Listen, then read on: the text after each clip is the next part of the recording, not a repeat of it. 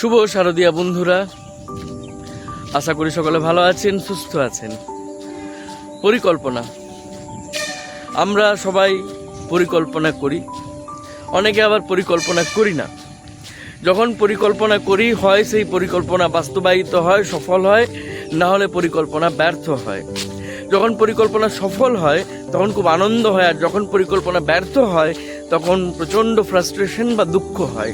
দুঃখ হয় এই কারণেই, কারণ আমরা পরিকল্পনা করি, পরিকল্পনা ফেলিওর হলে কি করব, কি হবে সেটা আমরা ভেবে রাখি না, বা কোনো ব্যাকআপ প্ল্যান সবসময় করে রাখি না। এটার জন্যই সমস্যাটা হয়।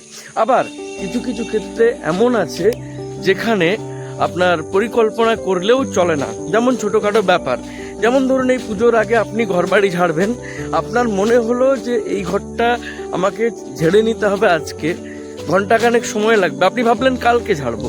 তো ঘটনা হচ্ছে কি, যদি আপনার হাতে ঘন্টাখানেক সময় আছে এবং শরীরে এনার্জি আছে, তাহলে ওটা ফেলে রাখবেন না, পরিকল্পনা করে ওটাকে ফেলে রাখবেন না, ওটা ইমিডিয়েট করে দিন। কারণ আগামীকাল এমন হতে পারে আপনার অন্য কোনো কাজ পড়ে গেল, বা আপনার শরীর হয়তো সুস্থ রইল না, বা কিছু একটা ঘটে গেল। কিংবা এমনও হতে পারে যে আপনি পরিকল্পনা করছেন, আপনার কোনো এক আত্মীয়, তিনি অত্যন্ত বয়স্ক, শয্যাশায়ী, তাকে আপনি দেখতে যাবেন, কিন্তু আপনি নানা কাজ সামলে পরিকল্পনা করছেন কিন্তু করে উঠতে পারছেন না। বিষয়টা হচ্ছে এই জিনিসগুলোকে কিন্তু পরিকল্পনার জন্য ফেলে রাখা চলবে না। আপনার যদি সুযোগ আছে, সময় আছে, আপনি কিন্তু চটচট করে দেখে চলে আসুন।